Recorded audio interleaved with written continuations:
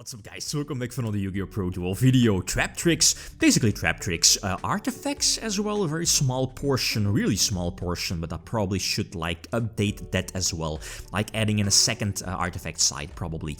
And Dragma currently one of the best engines in the OCG, generic engines that is, and we'll be getting that in the TCG really soon. I'm definitely looking forward to that one. So I definitely like this particular hybrid, of course very similar to good old head, so you know, like hands, artifacts, Traptrix.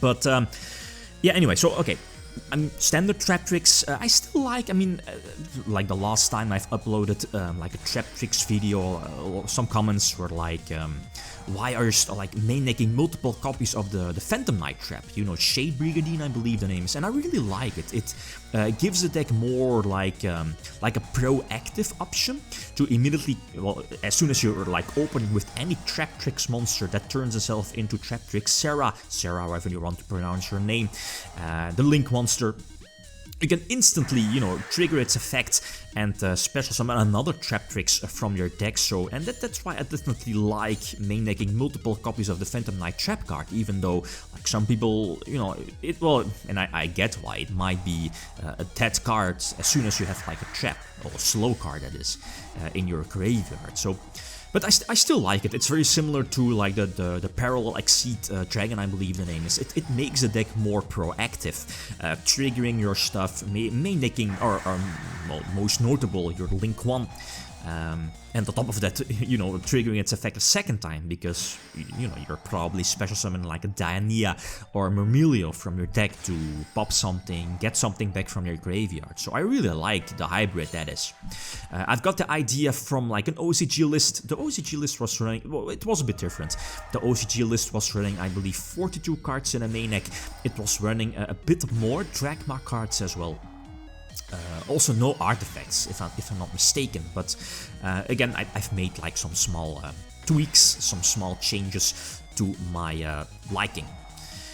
So again, going second, that's where, you know, the deck kind of struggles going second, because, well, obviously you want to go first since you're making so many traps, the artifact engine as well, so you definitely want to go first with the deck. But going second, the deck can still play, like put up a Sarah for example, but you need some cards to, you know, proactively go through your opponent's potential big negations. And if you look at the current TCG format of stuff like Emancipator, for example, like putting up multiple negations, that's hard for this deck. Same for Eldritch having access to, or having the, it has the ability to put up like a Calamities, for example.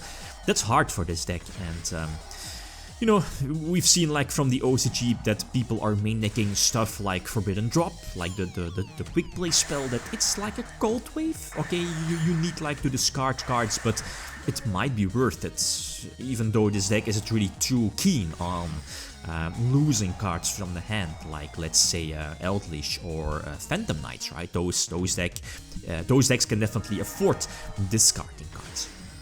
So the Dragma engine comes into play, and that might be a bit strange, like the current ratio. I'm only running one, well, Maximus is fine.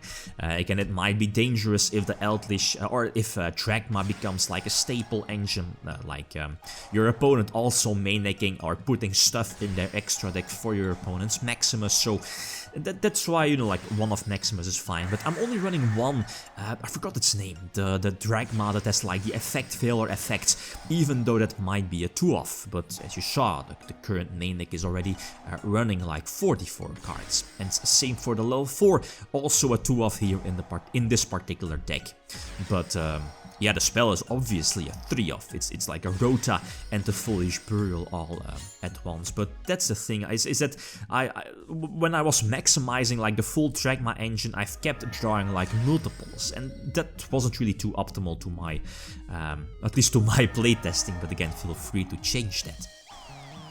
I definitely want, Bottomless Trapple, the OCG list was running that one. I like it against something like Eldritch, obviously, so definitely a good one, just fine as a one-off in the deck. Maybe to search off of Rafflesia, for example, but here in this case, the Floodgate Trap Hole was activated as well to put the B indeed into face down defense position. So prevent, you know, like the ABC engine from recovering, I guess. No attack. Again, just rebuilding or building up my resources, my engine, I guess. There was no reason to attack into B, give the ABC deck, you know, like more pieces and the potential buster play during their turn. Just keep grinding, right? I mean, the time-space trap hole, fantastic on its own. Another bottomless trap hole on the Galaxy Soldier. Galaxy Soldier not that threatening, I guess. Well, it depends if there was another Galaxy Soldier following... well, that's a follow-up play, but still, I mean, 3 back row. How is ABC's going to, you know, plow through that? And especially ABC only having access to only one ABC Dragon Buster. That definitely hurts, right? So this should be more than enough to attack for game. Yeah, I don't need to like drop the hand trap as well. So going first against Adamantipator and opening with like 1 Traptrix, definitely more than enough to put up like an early Sera. And yeah, thanks to the Parallax Seeds, that's an instant level 4, and that's why, you know, you're going for Rafflesia for the instant potential like Grave Hole during your opening turn to prevent the Nibiru from destroying or getting rid of your entire Traptrix field. But at the same time, I mean, Rafflesia gives you protection. I believe also your opponent, yeah, indeed, it like protects your entire Traptrix lineup, right? They can't be destroyed by battle or by card effects unless it's Rafflesia. So fantastic protection for any like regular Traptrix monster on your side of the field, and of course for Sera, because she is quite weak, has a low attack, that is. There were times I wasn't running like Artifact, or at least the Artifact engine as a whole. I was running like 1 side. I've kept like opening with side like 2 copies, and that's like the biggest reason why I've decided to only one main deck only 1 Artifact side. But in theory, you might want to main deck like another copy of Artifact side. You know, just have like the second copy, and you're running Traptrix, you're running Triple Sanctum. And running Tornado Dragon as well, so you might want to main deck like a second copy of side as well. The thing here now is that this was an early Blossom. The thing now, if the opponent did have like a chat synchro or basically any tuner, like a hand trap or whatever, I probably would have lost instantly, because again, what can I do against what's it called, the True King of all calamities? Like nothing. Okay, yeah, I can like summon and go for Sera and like set my entire trap lineup and hopefully being able to play during my opponent's turn, but that's quite hard. So the early Blossom play, I believe, was needed. That's the thing here, prevent your opponent from, you know, getting more pluses off of a potential like Magician's Souls, and that makes things quite disgusting if you think about it. But I feel that I'm in full control of the duel, thanks to Rafflesia again, and that's the thing, is that Traptrix feels like a really slow, well, it's definitely a slow deck, but you don't really want to give the deck like more pluses, more searches, since it then are giving the Traptrix deck the ability to, you know, like giving those first, or give the deck like the first Traptrix summon and the first whole search from your deck. That's dangerous. It feels very similar if you're playing against like Paleozoics or Paleofrogs. Feels like a very slow deck, which it is obviously, but as soon as they get like an Opabinia search or a totally awesome search, the deck is like miles ahead in terms of like card advantage and resources. So yeah, I think I have, yeah, indeed, I have the Solemn Judgment set, and now this should be my duel eventually using Mantis, I believe the name is.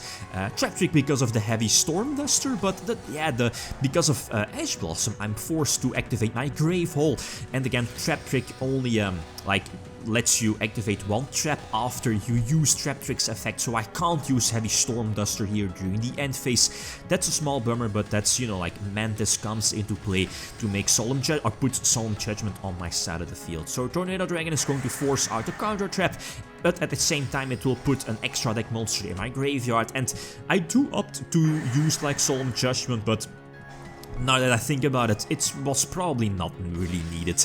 Again, Maximus would just have sent like an Antis from my extra deck to the graveyard to get the beneficial pop, right? So, you know, but yeah, in the long run, it doesn't really matter too much. So a really slow start here, but I mean, this is pretty much the desired start. I don't see any reason to set another Artifact Sanctum. Again, I'm only running one site. Well, okay, maybe because of the potential Blossom, right? But yeah, that's how it is. So Sarah on the field and no Traptrix summon just yet. There was no reason to, right? I wanted to, well, a couple of options. You had Mantis, you had Diania. Well, then again, Diania will not get something back from the graveyard, so Myrmilio pretty much was the only valid option here, especially if your opponent has like a field spell, which, let's face it, against something like dinosaurs, you can definitely expect that. So put the opponent under the artifact side, definitely slow down the game by a lot, prevent the potential Dolka or Lagya from coming out, so this should be my duel, especially because of the top decked Diania. Again, Myrmilio will trigger, getting the Sera Search, searching for, yeah, well, basically going for Boral Sword, and this should be more than enough to attack for a game. If that wasn't the case, definitely would have gone for another Sera play, and that would have been my duel. So lost, again going first against Emancipator, but again, let's be honest, I definitely could have shown replays of, this deck going second against Emancipator and not opening with like hand traps, and I'm only running one, being Ice Blossom, and that's one of the reasons why I might want to main deck like multiple Nibirus as well. Because of that, let's say if you're going second against a deck like Emancipator, you definitely want that. That's not enough. I mean, Emancipators still have like many more options to play around the Nibiru, right? So not really sure. I mean, throwing off those replays didn't really make much, or at least would not have made much sense. Like 2-minute replays of Emancipator building up its board and the duel. I mean, yeah, what can I do? So, yeah, the Artifact Link hitting the field, using the effect to go for, like, sight, and I believe the Heavy Storm, yeah, indeed, Heavy Storm Duster will just seal the deal, would just seal the deal. Or yeah, well, the Floodgate Trap Hole as well, prevent my opponent from playing the game. Sadly, no, like, for Emancipator, no level 4, the level 4 that can be special summoned to Tuner. But, I mean, let's face it, I had like many more traps ready. A lot of traps ready to prevent my opponent from playing the game, since that's basically how Yugioh is nowadays. So this is the deck. Again, like always, feel free to leave suggestions. What the deck might be like, maybe there are some cards to, you know, basically put this deck at 40, right? I mean, the deck is currently running at 44 cards. You might want to, you know, make it like a 40 card list, but like always, feel free to leave suggestions. Okay, guys, that's it. Thanks for watching. Feel free to leave a comment or like if you enjoyed the video. YgoPro sign out. Peace.